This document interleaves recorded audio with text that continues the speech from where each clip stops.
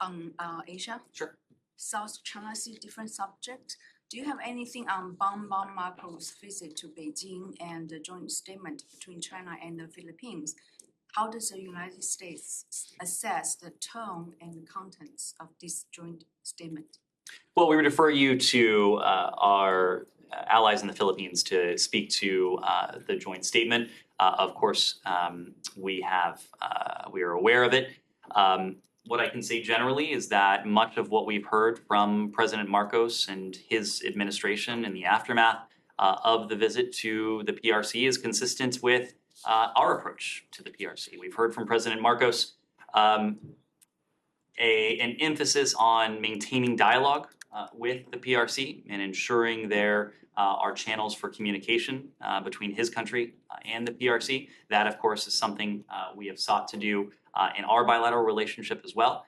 We've heard an emphasis from President Marcos on finding and deepening potential areas of collaboration between the Philippines and the PRC. That is something that we have sought to do as well, knowing that the rest of the world expects the United States and the PRC to manage the relationship responsibly, to work together constructively where we can, knowing that this is a relationship between our two countries that is predicated at core by competition. But when it comes to the relationship between the Philippines and the PRC, we would have to refer you to the Philippines. On Tuesday, you expressed the U.S. concern over the ongoing artificial island buildups in the South China Sea. Is this something among the agenda when Secretary Blinken goes to China this year? And are there other worrying trends that in the South China Sea that the United States is monitoring? I wouldn't want to speak to the Secretary's agenda. Obviously, his travel remains several weeks away. I imagine we'll have more to say on that as the time approaches. But in all of our engagements with senior PRC officials, we discuss those broad buckets, the areas that are predicated by competition, areas where relations between our two countries have the potential to be even adversarial, and ways we can ensure responsible management of those areas, but also areas in which we can seek and even deepen collaboration. So all of that will be on the agenda. The PRC's activities in the South China Sea are a regular topic of discussion, including with our allies and partners in the Indo-Pacific, but also with PRC authorities themselves.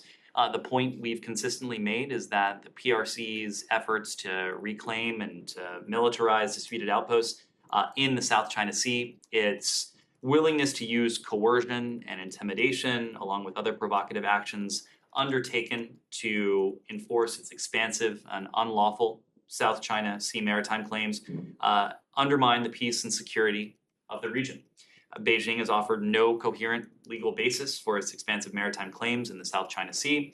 In the name of enforcing its expansive and unlawful maritime claims in the South China Sea, the PRC, we've noted, is interfering in the navigational rights and freedoms that accrue to all states. We unequivocally reject the PRC's unlawful maritime claims and any such interference. And we again call on the PRC to conform its maritime claims to the international law as reflected in the Law of the Sea Convention, to comply with the July 12, 2016 Arbitral Tribunal ruling in the South China Sea arbitration, and to cease its unlawful and provocative actions in the South China Sea. This is not an effort that we are undertaking ourselves. This is something that we coordinate very closely on with our allies and partners, including with ASEAN, with institutions like in the context of the East Asia Summit, and on a bilateral basis with our allies and partners to preserve the rules-based maritime order. Has there been any direct conversations between United States and China since the late December instance of a Chinese J-11 was trying to intercept the U.S. aircraft RC-133 in the international airspace over the South China Sea? Has there been direct conversation, and what is the U.S. message to open lines of communication? I understand the Department of Defense has spoken to this, so I would need to refer you to the Department of Defense. They, of course, have their own channels with the PRC, including channels that are geared towards deconfliction. So I need to refer you to the Department of Defense.